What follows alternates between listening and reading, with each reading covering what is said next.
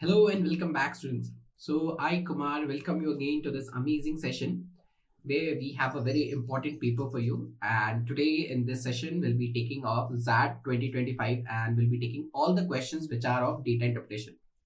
Okay, we have also covered the questions of QA. You can have access to that in our channel. So, today, we'll be taking the questions of data interpretation.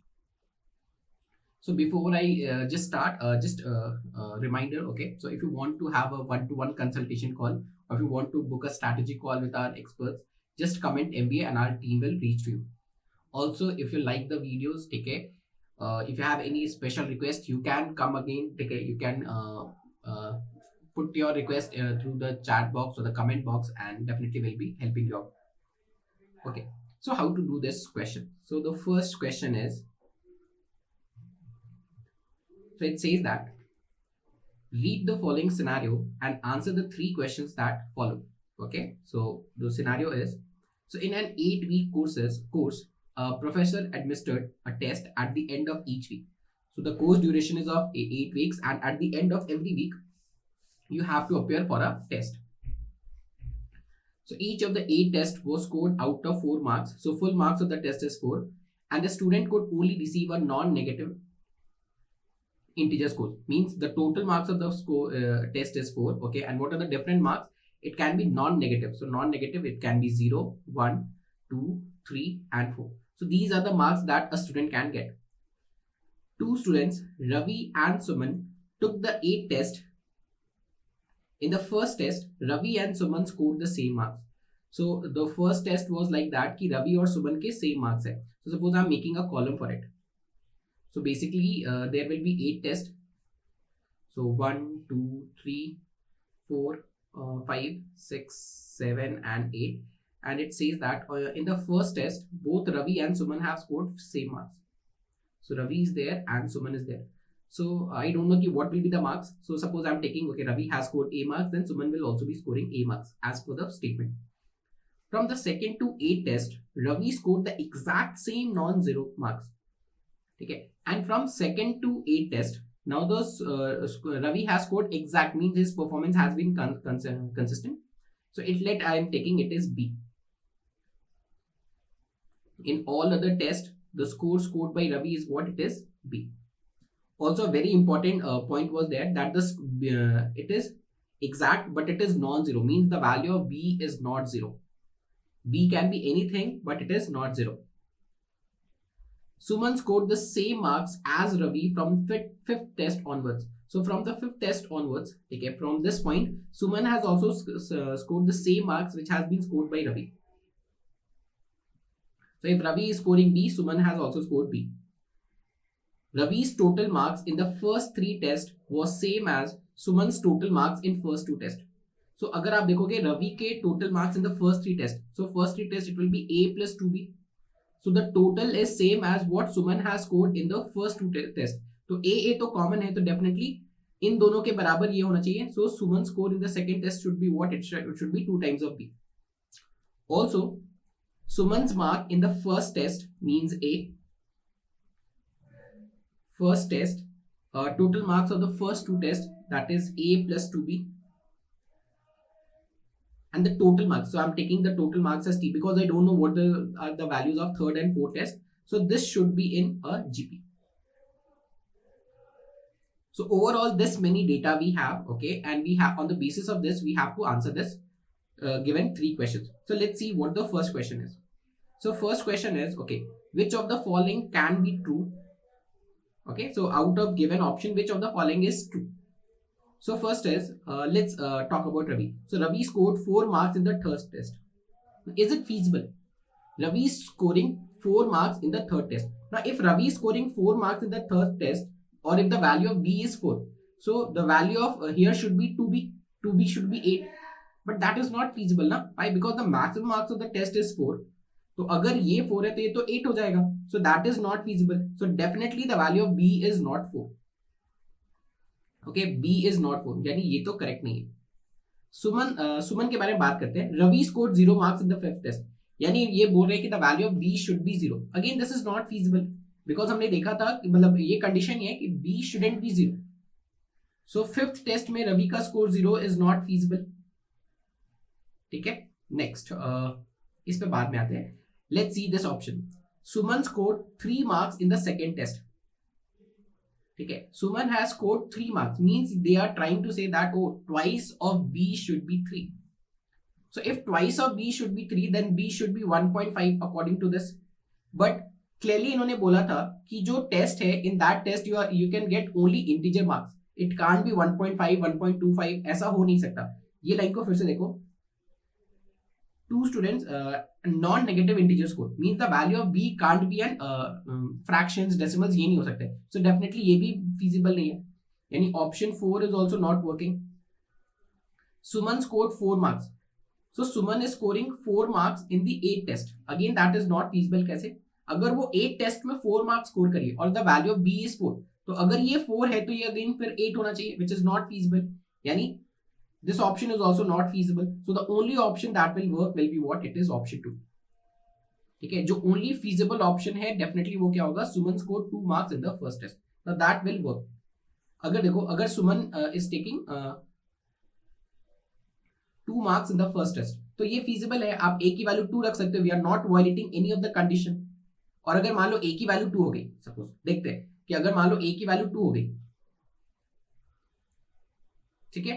So if A is 2, so A plus 2b plus total क्या होना चाहिए? ये इस condition की जरूरत नहीं है. ठीक है.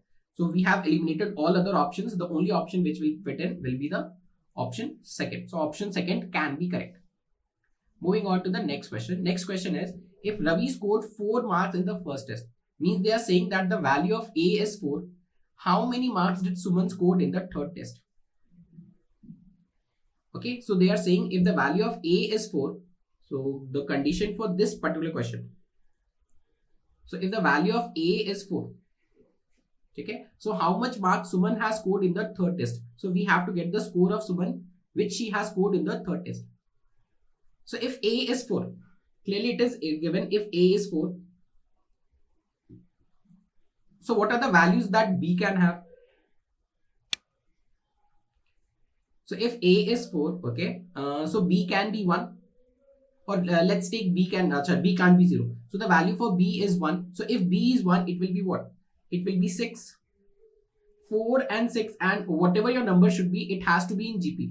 So 4 into 1.5 times is 6. So 6 into 1.5. So the total mark should be what? It should be 9. Okay. 4 into 1.5 and 6. So total mark should be 9. तो और हमने B की वैल्यू क्या रखा है? If B value is 1. So this is 1, this is 1, this is 1, this is 1, this is 1. Will it be feasible? देख लेते हैं. It is given A is 4. So ये 4 हो गया, ये 5 हो गया. So already ये 5 है.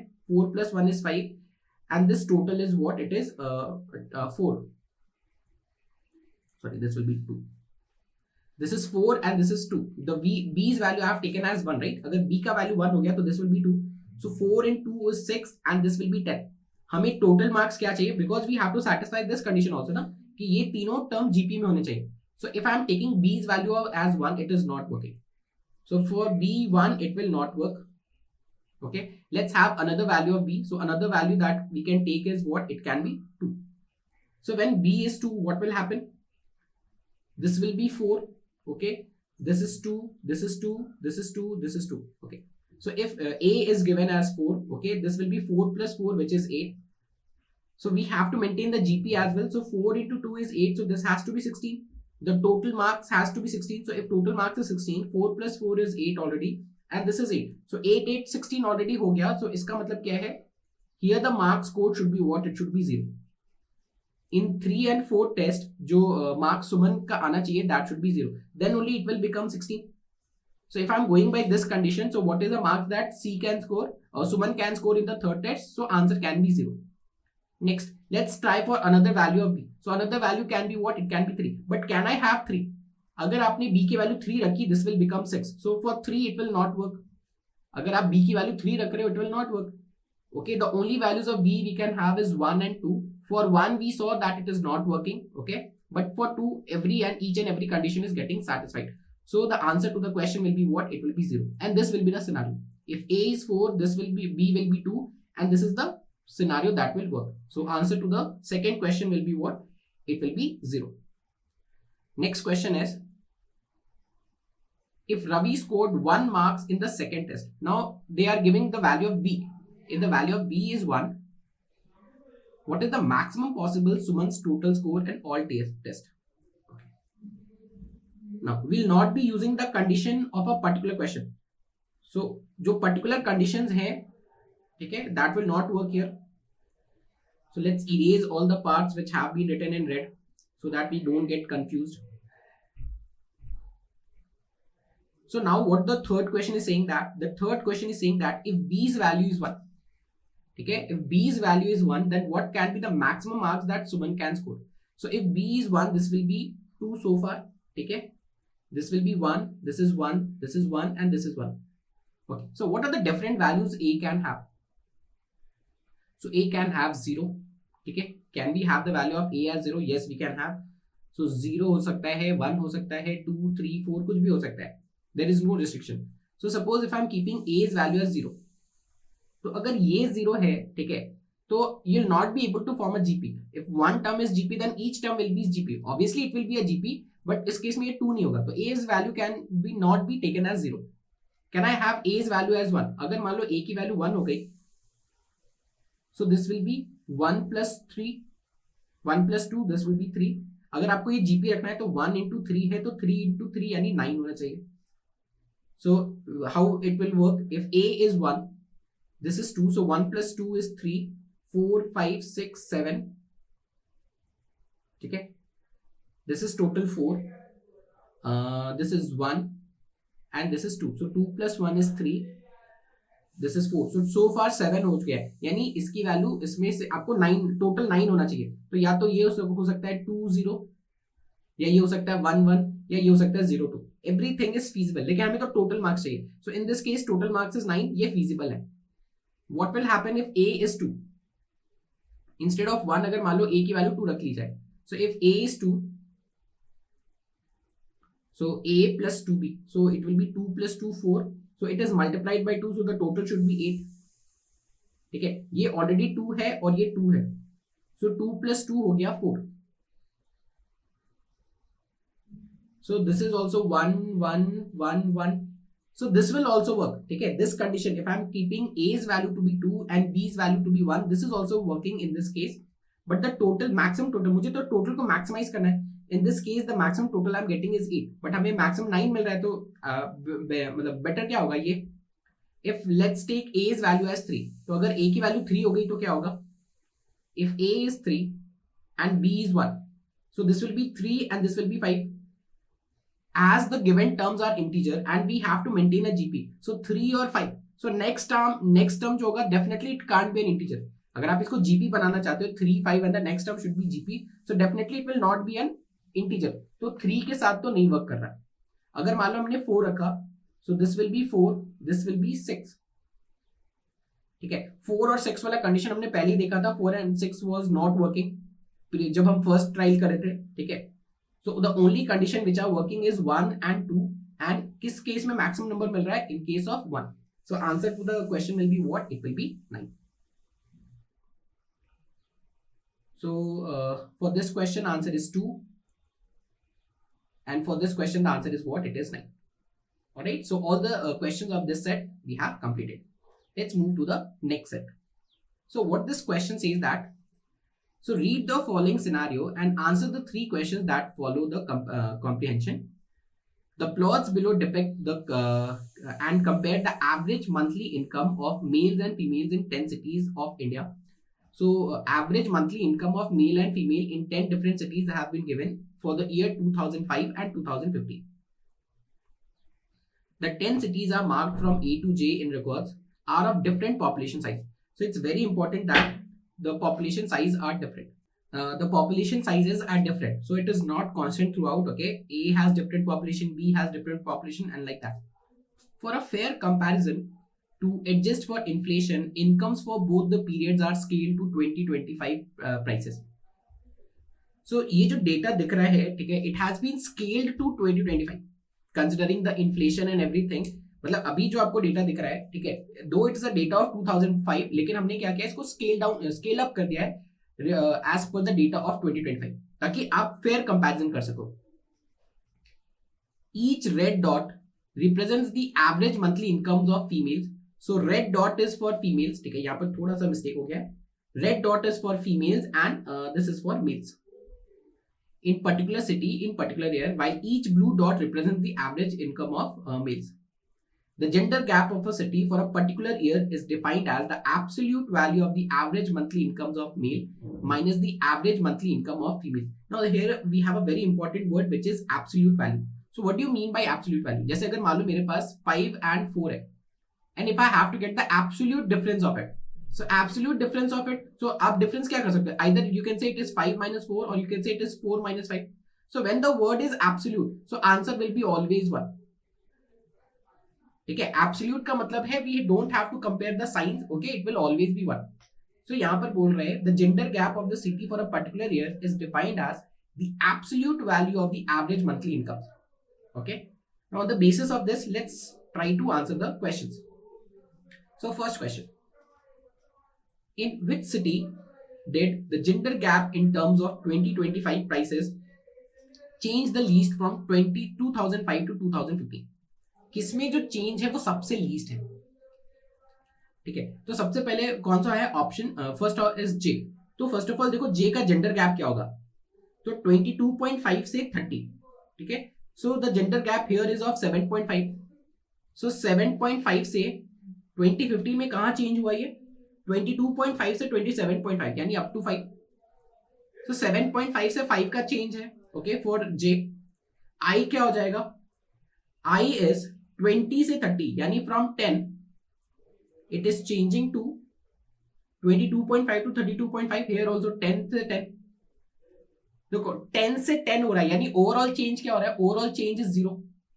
हमें बस ये देखना था in which case the change is least. ठीक है, और चेंज की बात की है, इंक्रीमेंट है या रिडक्शन है ऐसा कुछ बोला नहीं, बस ये बोला in which case the change is least. तो सबसे लीस्ट अभी तक तो मुझे 0 ही दिख रहा है क्योंकि यहाँ पर डेफिनेटली कुछ चेंज है, यहाँ पर 0 है. बस अब आप ये देखो कि बाकी ऐसा कोई ऑप्शन तो नहीं जिसमें 0 से कम का चेंज, 0 से कम तो कुछ हो नहीं सकता ना, क्योंकि सिर्फ चेंज की बात की गई है. तो चेंज डेफिनेटली कुछ ना कुछ होगा, इंक्रीमेंट हो या रिडक्शन हो कुछ तो डेफिनेटली होगा, और 0 से कम तो कुछ हो नहीं सकता. इसलिए डेफिनेटली आंसर आई ही होना चाहिए, ऑप्शन 2 होना चाहिए. लेकिन हम बाकी को भी देख लेते हैं. अगर मैं ऑप्शन डी की बात करूं तो 22.5 से it is going from 32.5, right. So 10 से इट इज चेंजिंग टू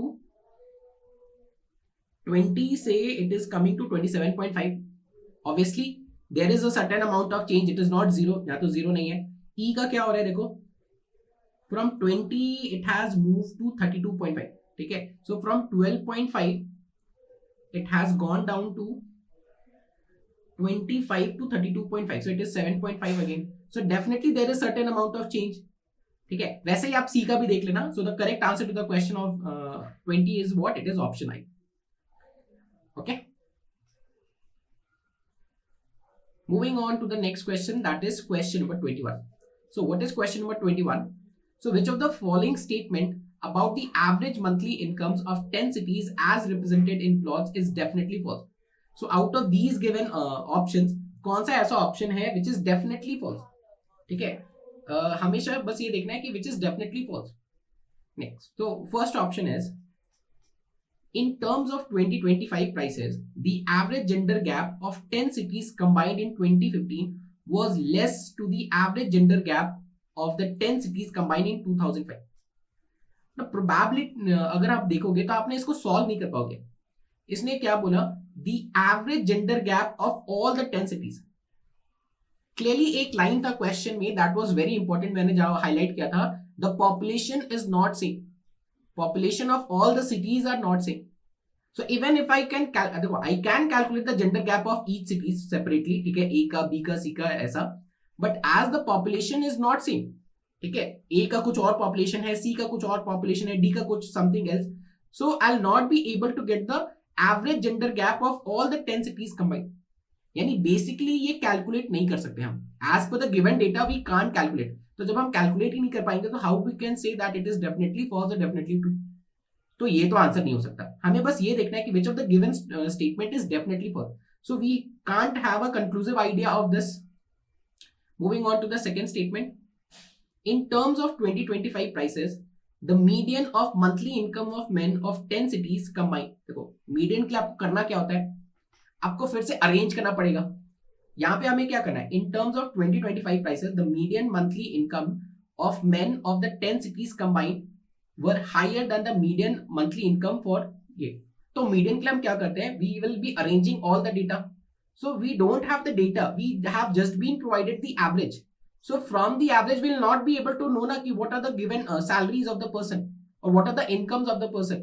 तो जब तक मुझे वो आइडिया ही नहीं होगा कि व्हाट इज द डेटा, आपके पास डेटा होगा you can get the average, but from an average can you get back the data?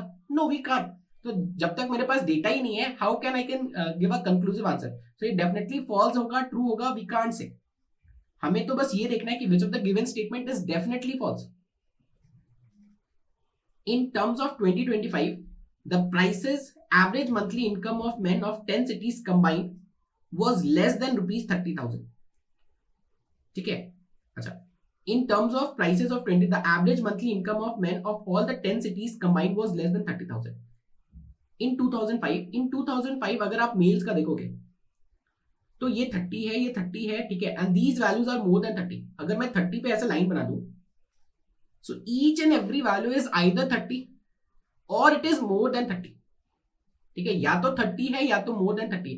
Now let what ever be the population, कुछ भी हो सकता है, पॉपुलेशन कुछ भी हो, ठीक है, एक्स वाई जी कुछ भी हो, थाउजेंड्स में हो, मिलियंस में हो, बट एक चीज श्योर है, as all my values is either 30 और more than 30, so the average will never be less than 30। इसकी तो गारंटीड है, whatever may be the population, ठीक है, इसकी तो गारंटी है कि it will not be less than 30,000। So definitely this statement is false. So this will be the answer to this question. ठीक है, अब अगर चाहो तो बाकी के ऑप्शंस को भी देख सकते हो, नहीं तो आपको मन नहीं करा तो आप छोड़ भी सकते हो, बट ये डेफिनेटली फॉल्स है। फिर भी देख लेते हैं option 4। So option 4 is in terms of 2025 prices in more than half of the 10 cities, ठीक है, मतलब 5 से ज्यादा, यानी कम से कम 6 cities में ऐसा होना चाहिए, average monthly income of men were more in 2005 compare to 2015। ठीक है, 2005 में ज्यादा होना चाहिए कंपेयर टू 2015, यानी एटलीस्ट 6 cities में ऐसा होना चाहिए। ठीक है, in terms of 2025 in more than half of the मतलब more than half of the 10 cities, तो 5 से ज्यादा यानी मिनिमम 6 cities में average monthly income of main जो है वो 2005 से 2015 के कंपेयर में ज्यादा होना चाहिए। ठीक है, तो देख लेते हैं। तो ए का देखो, तो ए में तो डेफिनेटली ज्यादा है। ठीक है,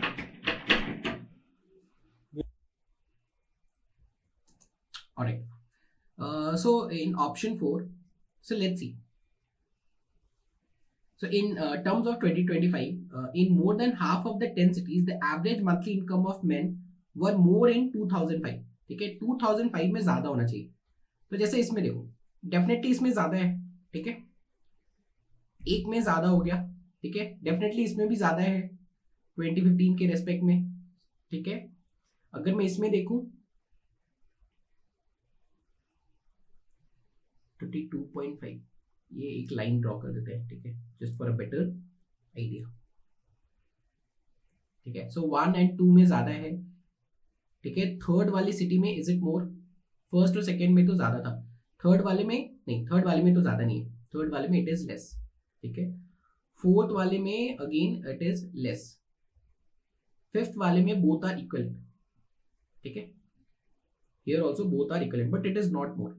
ठीक है, सिक्स्थ वाले में, सेवेंथ वाले में, फिफ्थ सिक्स सेवेंथ, यानी ई एफ जी, सो ई एफ जी में तो सेम है। फिर एच में ज्यादा है। ठीक है, फिर आई में कम है। ठीक है, और इसमें क्या है, आई के बाद ये है आपका लास्ट जे, तो जे में यहाँ 30 है, यहाँ 37.5 है, यानी यहाँ भी ज्यादा है। ठीक है, सॉरी दिस इज मोर, सो 3 और 4। सो बेसिकली क्या हो रहा है, so in terms of 2025 prices in more than half of the 10 cities, so more than half तो नहीं हो रहा, 4 cities में ज्यादा है बट more than half में नहीं हो रहा है। ठीक है, so definitely this is false। just a minute, हमें क्या करना है, In terms of 2025 prices, the more than half of the 10 cities, the average monthly income of men were more in 2005 compared to 2015. ठीक है, सो इन मोर देन अराउंड 6 cities में ऐसा अगर हो तो ये ट्रू होगा. तो अच्छा सॉरी 6 cities में मतलब है तो नहीं, कुछ में बराबर भी है, sorry in some of the cities it is ये, तो एक्चुअली हो नहीं रहा है. ठीक है, नेक्स्ट 5 में क्या है, इन terms of 2025 prices the average monthly income of women of 10 cities combined was less than 2200. ठीक है, सो फॉर वुमेन 10 cities और फॉर वुमेन, तो वुमेन के लिए इन 2015 एक लाइन ड्रॉ कर लेते हैं. अब इसमें क्या प्रॉब्लम है ना, देखो some of the values are less than 22.5. अगर ये 22.5 है तो some of the values less than 25, some are more than ये, तो हम ये नहीं बोल सकते डेफिनेटली फॉल्स या ट्रू नहीं बोल सकते कि करेक्ट है या रॉन्ग है. डेफिनेट इसके वे में नहीं बोल सकते. इसके लिए मुझे क्या होगा, पॉपुलेशन चाहिए होगा. यहाँ पे बिना पॉपुलेशन के भी मैं बोल सकता हूँ as all the values are more than 30. ठीक है, और सम आर 30, सो डेफिनेटली आपका जो मेन का इनकम है that will be more than 30. लेकिन यहाँ पर तो बोल रहा है लेस देन 30, यानी ये डेफिनेटली फॉल्स है and these two are not false. So question number 21 का आंसर क्या हो जाएगा, this will be option 3. Moving on to the next question, that is question number 22. Again, what we have to see, so in rupees 100 in 2025 is worth rupees 60. So we can say it will be 60%. ठीक है, 2015 में आपकी जो value है वो 60% है या 3/5 है. एक्चुअल वैल्यू का 3/5 होगा. एंड रुपीज 25, यानी 2005 में इसकी वैल्यू क्या हो जाएगी, 25% या 1/4. जो भी एक्चुअल वैल्यूज अभी आपको दिख रहा है उसका 1/4 हो जाएगा 2005 में, और उसका 60% यानी 3/5 हो जाएगा 2015 में. On the given plots, which of the following statements about the unscaled incomes, that is the income before scaling to 2025 prices, cannot be correct? ठीक है, so out of the given option, which of the statement cannot be correct? ठीक है, वो correct नहीं हो सकता.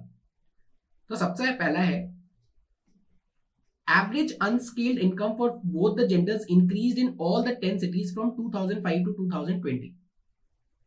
तो सबसे पहले मेन का देखते हैं. ठीक है, तो मेन का जो एवरेज इनकम है 2005 में, तो 2005 में जो मैक्सिमम ये है वो 40 के आसपास है. ठीक है, तो ये जो वैल्यू है that is in terms of 2025. तो अगर आप इसको 2005 के टर्म्स में करोगे यानी इसका 1/4 लेना है, यानी मेन का जो मैक्सिमम सैलरी भी होगा. ठीक है, अगर आप इसका 1/4 कर दोगे तो मेन का जो मैक्सिमम भी सैलरी होगा that will B 10 units approximate. ठीक है, इन 2005.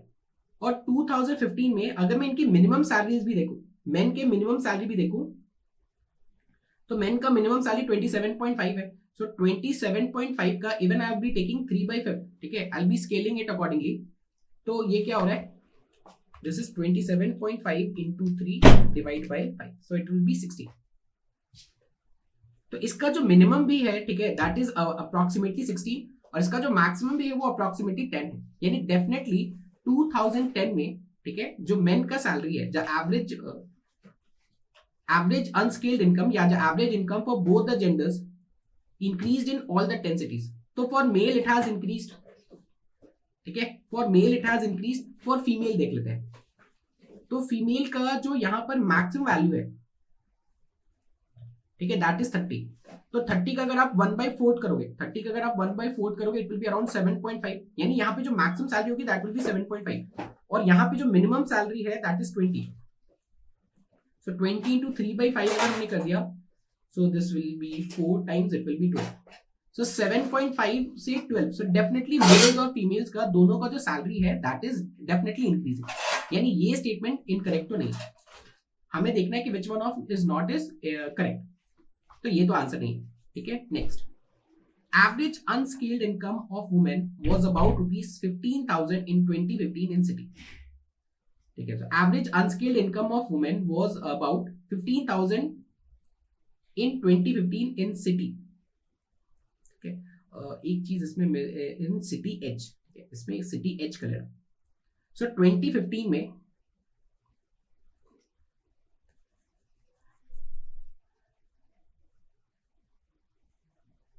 2015 in city H. तो सिटी एच में 2015 में फीमेल्स का अनस्केल्ड वैल्यू क्या है 25। तो जब आप इसको स्केल्ड करोगे तो 25, सॉरी ये स्केल्ड वैल्यू है 25, तो अनस्केल्ड वैल्यू क्या हो जाएगा 2015 का, ये क्या है 3/5, 60% के आसपास होना चाहिए। तो जब आप इसका निकालोगे तो it will be around 15 units, and यही बोला गया कि वो 15,000 का राउंड है। ठीक है, तो ये भी स्टेटमेंट करेक्ट है, हमें तो देखना है कि कौन सा स्टेटमेंट इनकरेक्ट है। Next, average unscaled income of men in city E increased by 140% from 2005 to 2015. City E. So first of all, let's get the scale data of City E. तो City E में men का data कितना है? This is 32.5, right? So 32.5 ये scale data है, तो अनस्केल data क्या होगा अपॉन 4। ठीक है, और फाइनली सिटी ई में क्या हो गया, इट इज अगेन 32.5, तो इसका स्केल डेटा क्या हो गया 3/5। तो बेसिकली ये तो 32.5 है, ये भी 32.5 है, यानी आप ये बोल सकते हो 1/4 से आपका वैल्यू 3/5 हो रहा है।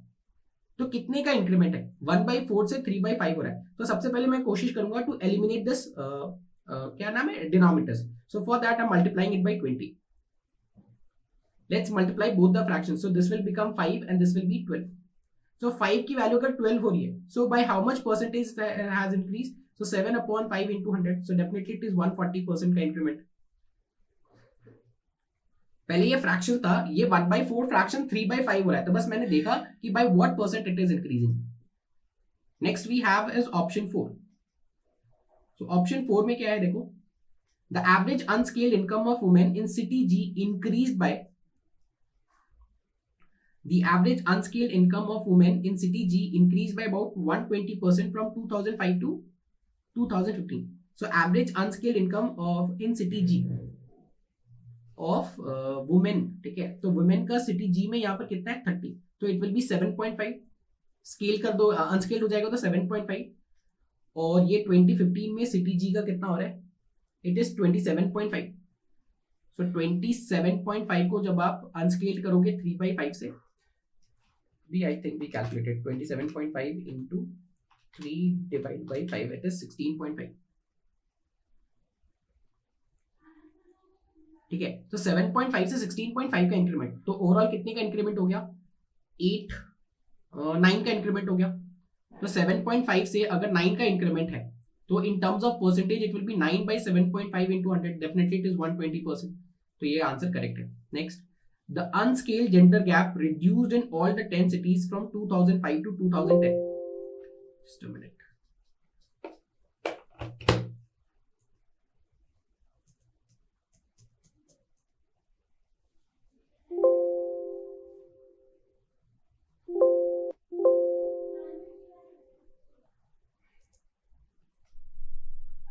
Okay, so option 4 is also correct, हमें तो देखना है कि which one is incorrect। ठीक है, तो ये भी आंसर नहीं है, ये भी आंसर नहीं है। Next, the unscaled gender gap reduced in all 10 cities from 2005 to 2015।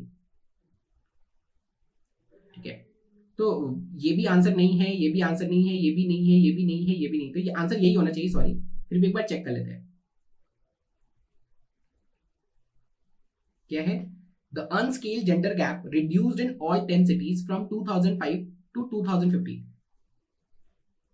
तो जेंडर गैप जो है वो रिड्यूस होना चाहिए, रिड्यूस्ड इन ऑल 10 cities। देख लेते हैं फ्रॉम 2005।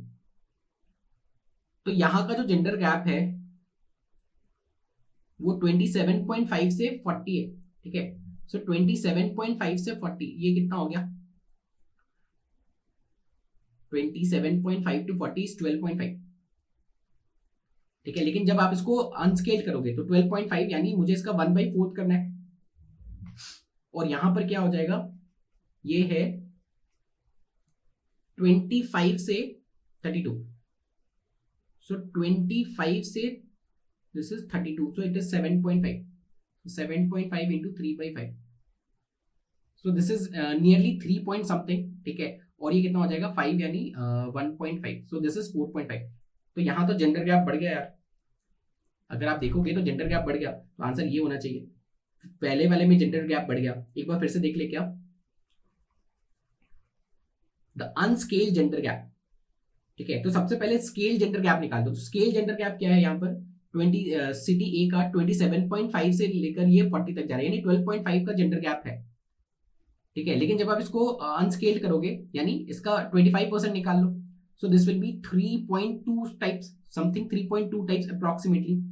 यहाँ पर जेंडर गैप क्या हो रहा है, देखो दिस इज 25 से it is going 32.5, from 25 to 32.5, तो कितना हो गया, दिस इज 25 8.5, सॉरी 7.5।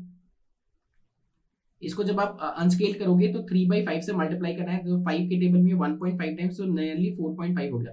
तो यहाँ पर जेंडर गैप 3.2 है, यहाँ पर जेंडर गैप 4.2 है। इसने बोला द अनस्केल जेंडर गैप रिड्यूसेस, सो पहले में ही ये हो जा रहा है, इसलिए इसका आंसर क्या हो जाएगा ये। सो ये आपका जो है वो करेक्ट नहीं हो सकता। सो क्वेश्चन नंबर 22 का आंसर क्या हो जाएगा, 55, option 5। Moving on to the next question. Next question का क्या डेटा है वो देख लेते हैं। The diagram below represents a road network connecting 5 towns, namely Miran, Lannisport. ठीक है, so Miran we have, Lannisport we have, Winterfall, Old Town and Gulltown. The maximum speed limits along any stretch of the roads are shown in the diagram. So this is the maximum speed with which you can drive the vehicle. The straight roads that connect Miran to Gulltown passes through Old Town. Okay. Another straight road running west to east connecting Miran to Winterfall passes through Lannisports. Okay. Further, 2 straight roads, one from Lannisports to Old Town and another from Winterfall to Old Town, are perpendicular to the road joining Miran to Yate. Okay. Next, consider a car always traveling at a maximum permissible speed and always taking the shortest route. It takes 1 hour to reach Old Town from Miran. Okay. So from Miran to Old Town, how much time it is taking? It is taking 1 hour. And if the car is traveling with the maximum speed, so we can say that the distance between Miran to Old Town will be what? It will be 100 kilometers. Okay. Consider a car always traveling at a maximum permissible speed and always taking the shortest route. So it takes 1 hour to reach from Old Town to Miran. तो अगर आपको 1 hour लग रहा है तो definitely इसका distance क्या होगा, 100 kilometres. 2 hours to reach Gal Town from Old Town. ठीक है, so from Old Town to Gal Town अगर आपका 2 hours लग रहा है, मैक्सिमम परमिशिबल स्पीड 25 है, तो the distance should be what, it should be 50, 25 into 2। Next, and 45 minutes to reach from Winterfell from Gull town. तो यहां से यहां आने में आपको 45 मिनट्स लग रहा है। ठीक है, so what will be the distance, distance will B 90 kilometres to reach Winterfall from Gultown. From this problem, always consider the shortest route in terms of distance. ठीक है, so shortest route will be considered in terms of distance. Okay, तो ये 100 है, ये 50 है, ये 90 है। Can we have? So अगर आप देखोगे तो ये टोटल 150 हो गया। If this is total 150, this is 90, so this ये टोटल डिस्टेंस क्या हो गया, this must be 120, है ना। 30 into 4, 30 into 3 and 30 into 5. Next,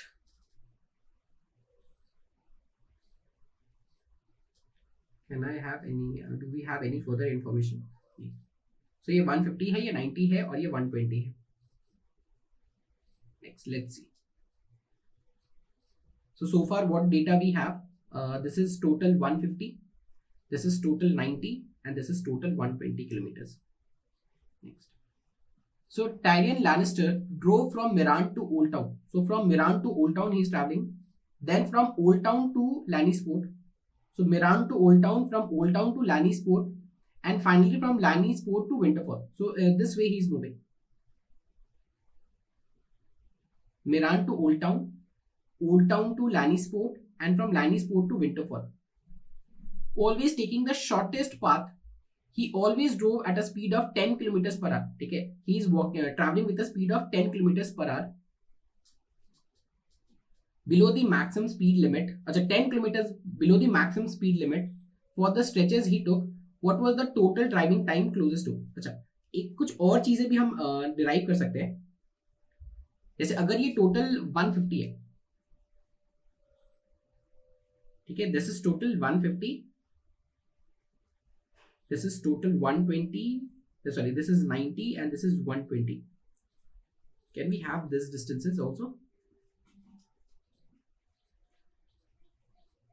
I have this data now also, sorry. So it was 100 and it was 150. So use this. So this distance is 100 and this is 50. So the ratio in which it is divided is 2:1. So this has to be divided in the ratio of 2:1 because these two are parallel lines. अगर ये 2:1 है तो ये भी 2:1 होना चाहिए, यानी it will be 80 and it will be 40. ठीक है. Also अगर ये ट्रायंगल में ये 100 है, ये 80 है, so this will be 60. So do I have all the kilometers? So this is 100, this is 50, this is 90, this is 40, this is 80 and this is 60. Next. So he is traveling now with the 10 kilometers per hour lesser than the maximum speed. तो अगर वो 90 के around से travel करेगा, ठीक है, if will be travelling this distance, so अगर 90 के स्पीड से ट्रैवल कर रहा है, time taken will be what? It will be 100/90 plus यहाँ पे जो टाइम लगेगा, टोटल डिस्टेंस है 60, मैक्सिमम परमिशिबल स्पीड है 20, so he will be travelling by 60/10, so 5 hours के अराउंड लग जाएगा. और यहाँ पर जो डिस्टेंस है that is 40 kilometres. He is travelling with the speed of 110. So what is an approximate time? देखो अगर आप देखोगे तो दिस इज अराउंड 6 आवर्स, ठीक है, दिस इज 7 आवर्स से थोड़ा सा ज्यादा, और ये हाफ एन आवर से थोड़ा सा कम. मतलब ये 1 आवर से थोड़ा सा ज्यादा, यानी 6 + 1 7, और ये हाफ एन आवर से थोड़ा सा कम, ठीक है, हाफ एन आवर से कम है.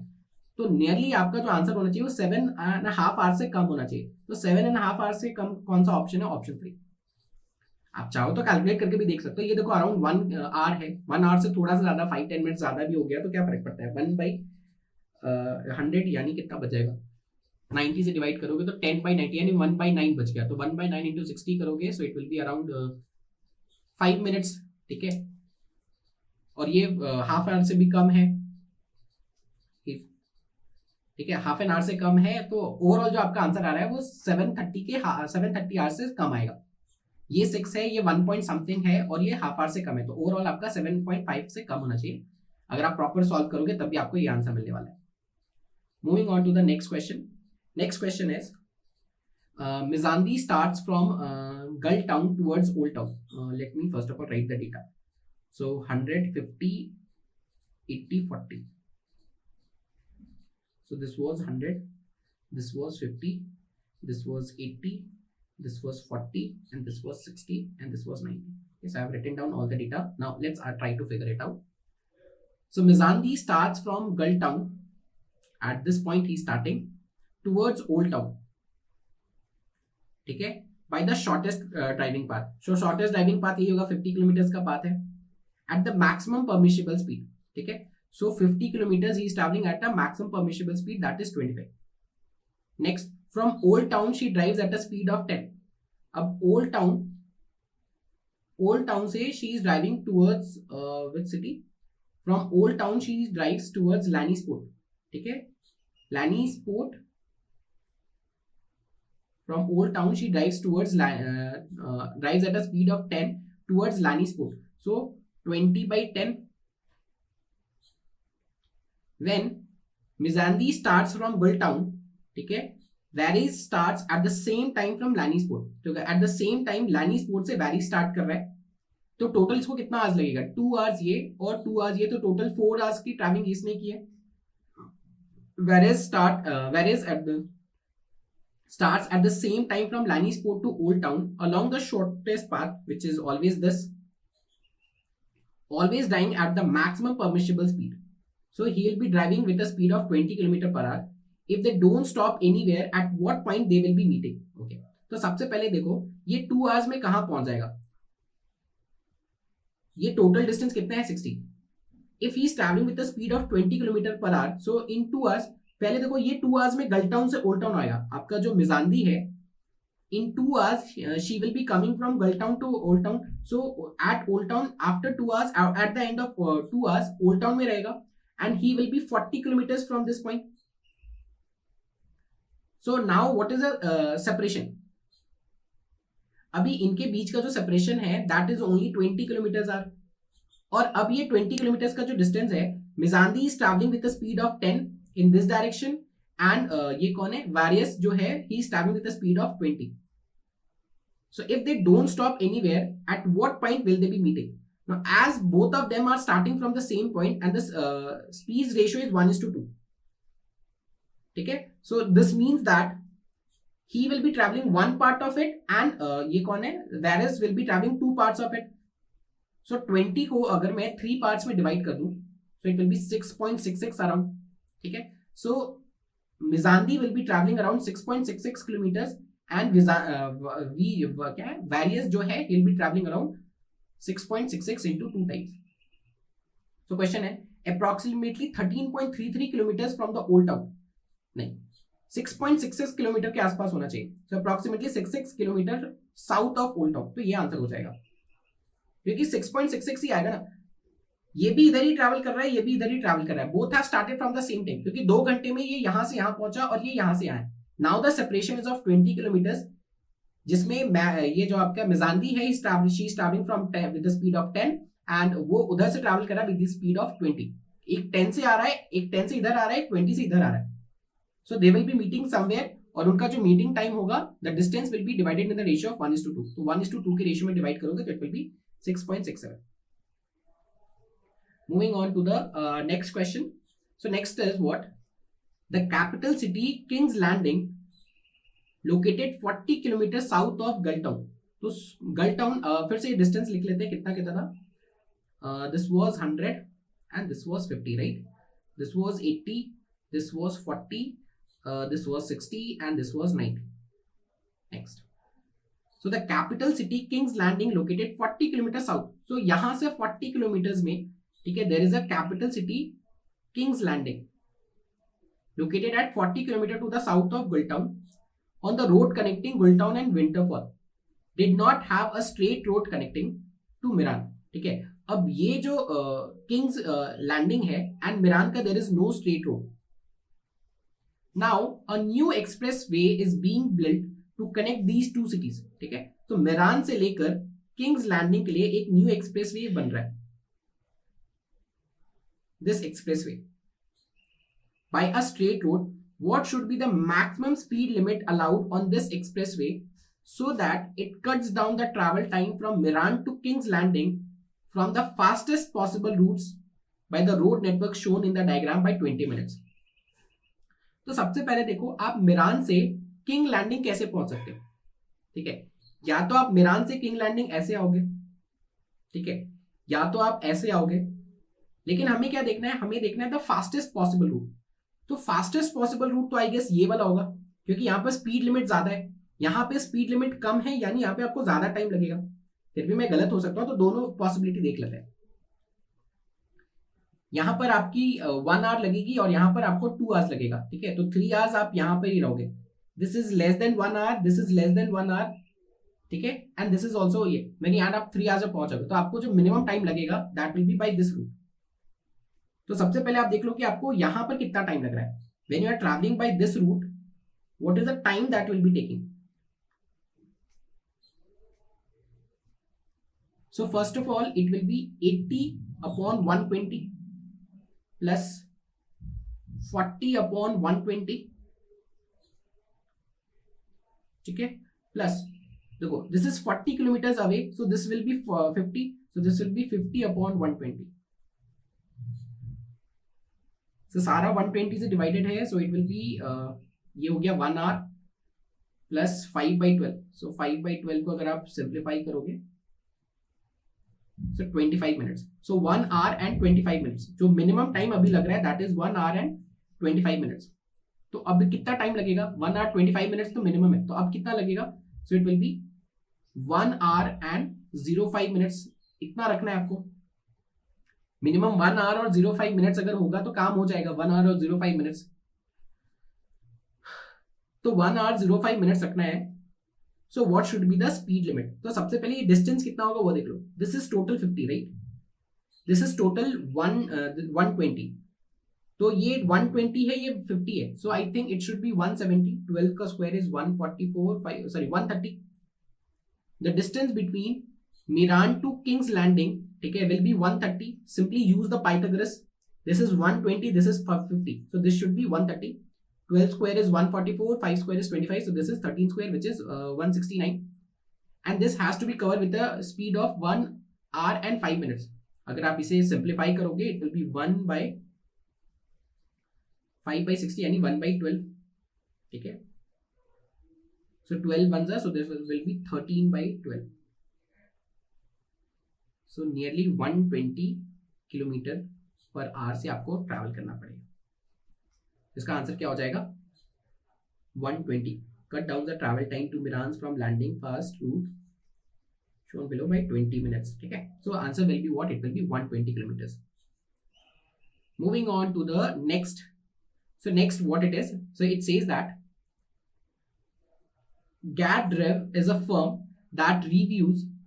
GAD Review is a firm that reviews different latest gadgets through a team of 4 reviewers: R1, R2, R3, and R4. So R1, R2, R3, R4 are the reviewers. Recently, the reviewers reviewed 4 different tech gadgets A, B, C, D. They have reviewed on a scale of 1 to 5, all integer values. ठीक है, तो जो भी यहाँ पर rating हो रही है वो सिर्फ और सिर्फ इंटीजर वैल्यूज में है, where 1 denotes the poor and 5 denotes the excellent. So 1 से 5, ऐसा नहीं कि आप 0 भी किसी को डिनोट कर सकते हो, minimum 1 and maximum is 5. These review ratings were then tabulated. However, due to technical glitch, some of these ratings got deleted. The average rating given by each reviewer and the average rating given to each gadget were earlier communicated to the team management in separate email and hence can be useful to retrieve the deleted ratings. The available ratings along with the average ratings are represented in the following table. तो जो data available है और जो average है वो available है. On the basis of this, now we have to answer the questions. So the first question is, what rating provided by reviewer R1 to gadget A can help determining the remaining ratings uniquely? ठीक है, क्या ऐसा rating है that will help you in determining the ratings uniquely? तो अगर मान लो, let's see, तो यहां पर एवरेज 4 है. So if the average is 4, okay, the total sum should be 16. If the average is 4, the total sum should be 16. और अगर ये 4 + 3, ये टोटल 7 हो गया, 4 + 3 ये 7 हो गया. सो 4 + 3 is 7.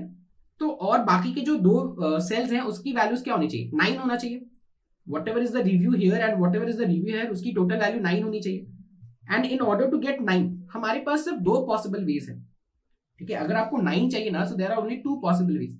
Either we can place 4 here and 5 here, ठीक है, और we can place 5 here and 4 here.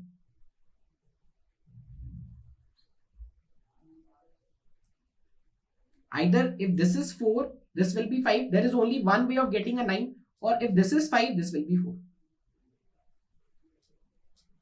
ठीक है, तो दोनों सेल्स को मैं अलग अलग बना लेता हूं. एक काम करता हूं, दोनों को अलग अलग बना लेते हैं.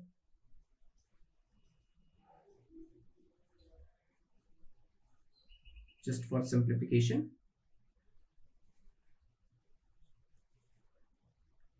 So this is 4, this is 3, this is 4, this is 4. 1, 2, 3 and 4.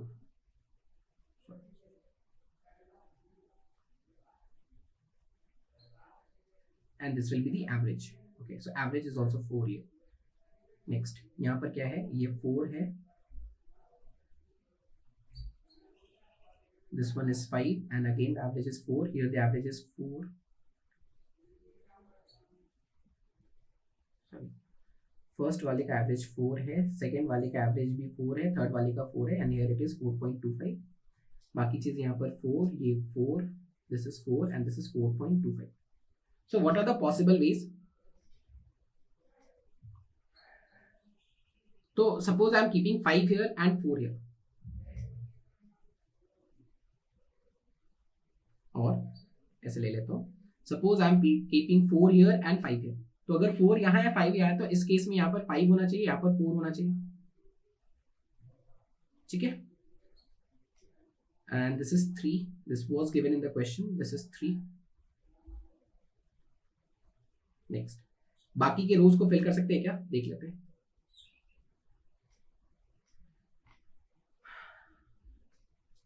हाँ ठीक है, this should be total 16, right? तो ये 4 यानी, और ये 5 है, तो ये 3 होना चाहिए.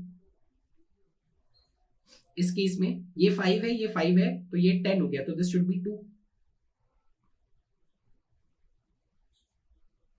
हमें क्या चाहिए, what should be the rating R1 can have. तो R1 के पास 4 होगा या 5 होगा जिसमें मुझे यूनिकली मिल जाए। ठीक है, चलो देखते हैं नेक्स्ट फिर।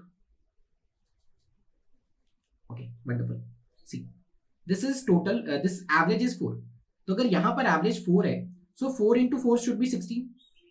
तो अगर ये 16 है तो 4 और 3 ये 7 है, यानी इन दोनों का कॉम्बिनेशन मिलाकर आपके पास फिर से 9 होना चाहिए। ठीक है, इन दोनों का कॉम्बिनेशन मिलाकर 9 होना चाहिए।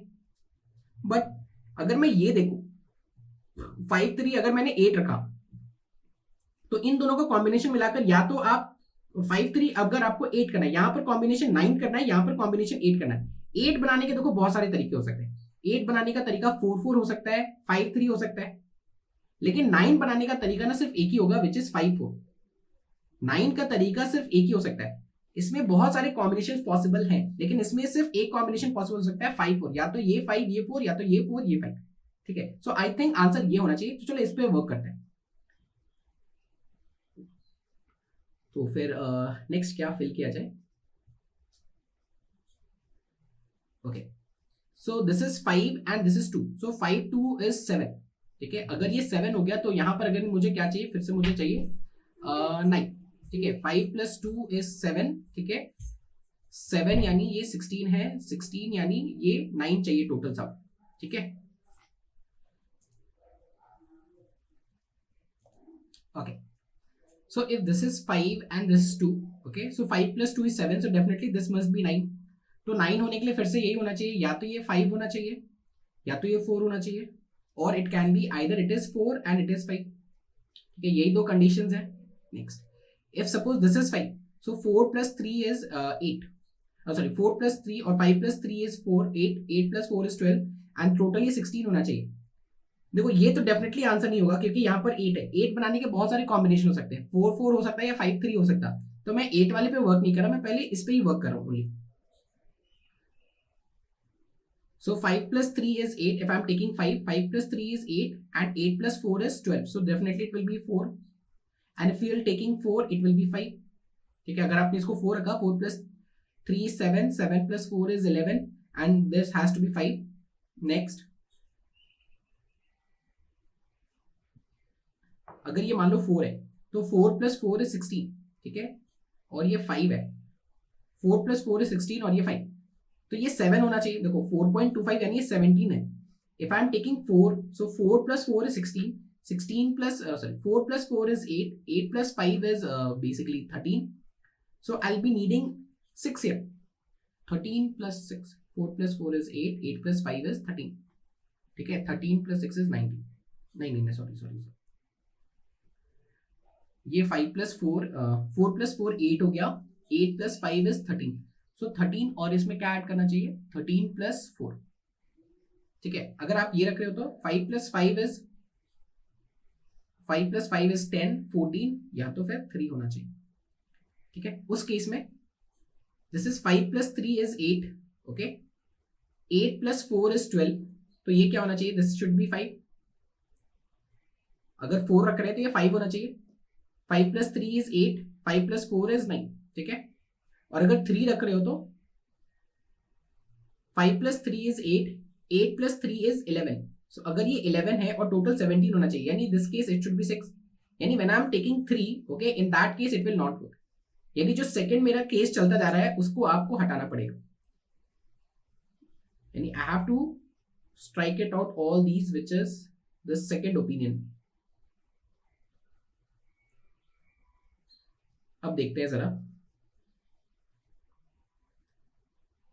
So when this is 4, okay, so 4 + 3, 5 + 3 is 8, 12, and this is 16, okay, it's good, ये तो good है। ठीक है, this is 5 + 5 is 2, and it is 16, it is okay। इसको देखो 4 + 4 + 4 is 12, + 5 17, it is okay। 5 + 3 is 8, 8 + 9 is 17, so this is okay। 5 + 4 is what it is, 9, 9 3 12, and this is 4। So when I'm keeping this value, okay, so when I'm keeping 4, or if the value of R1 is kept as 4, I'm getting this value uniquely। जब आप 5 रखोगे तो 5 वाले case में देखो आपको 8 बनाना है, तो 8 बनाने के देखो there are many cases. 5 + 3 is 8, तो आपको इन दोनों को 8 बनाना है। तो 8 बनाने के लिए क्या क्या हो सकता है, so either it can be 4,4, ठीक है, और इट कैन बी 5 and 3, और इट कैन बी 3 and 5. ये सारे कॉम्बिनेशन हैं. या तो अगर 5 + 3 8 है ना, तो ये मुझे 8 बनाना, तो 8 बनाने के लिए 4 4 हो सकता है, 5 3 हो सकता है, या 3 5 हो सकता है. सिमिलरली फिर से देखते हैं. 5 + 4 is 9. If I am taking 4, ठीक है, 5 + 4 is 9, 9 + 4 is 13. In that case 13 + 4 it will work, ठीक है, 13 + 4 will work, ठीक है. 5 + 4 is 9, 9 + 3 is 12, ठीक है. In that case it has to be 5. अगर आपने 5 रखा तो this is 5 + 5 is 15, 5 + 5 is 10, this is 15. Sorry, already ये 5 + 4 9 है, 9 + 5 is 14, ठीक है, 9 + 5 is 14, so this will be 3. so ऐसे वर्क करना पड़ेगा. फिर इस वाले रो में देखते हैं. So this is done. इसको देख लेते हैं. सो 4, सो टोटल सम यहाँ पर 16 आना चाहिए. अगर ये 4 और 3 है, इससे ज्यादा बेटर होगा कि ऐसे स्टार्ट करते हैं. एक तो हमने फिल कर रखा है, एक अब दूसरा फिल करते हैं. देखो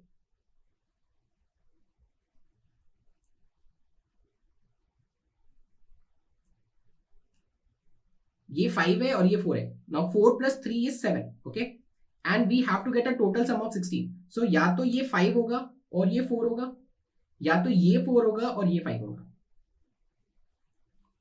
ठीक है. इफ दिस इज 5, सो ये 4 + 5 is 9, okay, 4 + 5 is 9 and the total sum should be 16. so 4 + 5, so this should be 3 or this should be 4, depending जो भी वैल्यू होगा. let's erase this also. अगर इसे फिल करेंगे, टोटल सम होना चाहिए कितना, 17. I have this value and this value. There are two values which are I don't have, na. Okay. In this case, it's ऐसा है which I am missing. All the known data I have written, na 3 4 4. Here it is 5. ठीक है. It was given it is 5. वो मेरा miss हो गया. मैं सोचा कुछ तो मिस करना था. चलो. So let's place it 5 here. Let me use another color pen. So this is 5. Okay. Now see, this is already 5 + 3 as 8. Okay. So if this is 8, if I'm keeping 4 here, so 8 + 4 is 12. So in that case, it should be 5. Okay. 5 + 5 is 10. This is 13. So in that case, it should be 4. Next, if this is 5 and this is 3, so 5 + 3 is 8. If this is 3, 5 + 3 is 8, and if this is 3, so 5 3 8 11 हो गया. So in that case, it should be what? It should be 5. 5 + 3 is 8. This is 4 12. So in that case, it should be 4. ठीक है. 5 + 3 is 8. अगर ये 5 ले रहे हैं, so 5 5 10 13. So in that case, it should be what? It should be 4. Sorry, मुझे total सब 16 चाहिए ना यहाँ पे.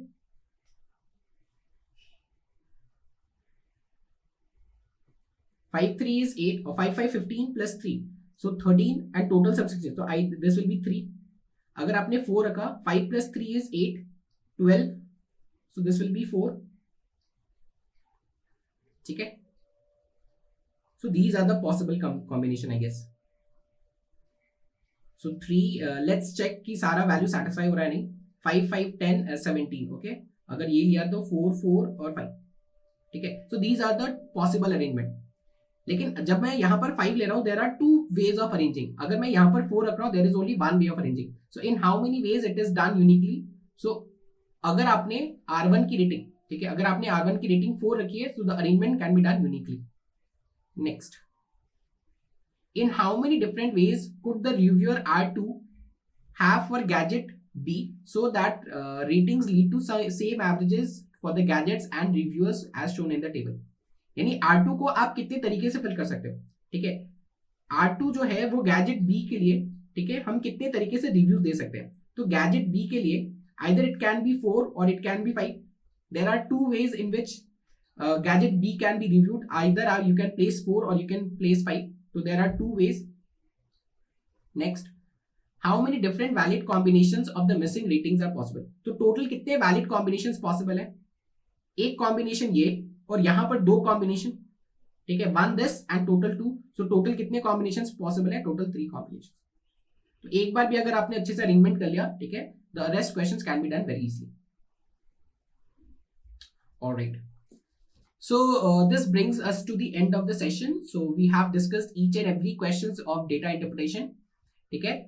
I hope you might have liked the session. If so, please make sure that you're liking the video. And if you have any suggestions, any recommendations, please use the comment box. Okay. We are waiting for your comments. That everyone wants to be better, and I want to be better from your comments. So whatever suggestions you have, please give it. Okay, it will really help me a lot. So thank you and have a nice day ahead, everybody.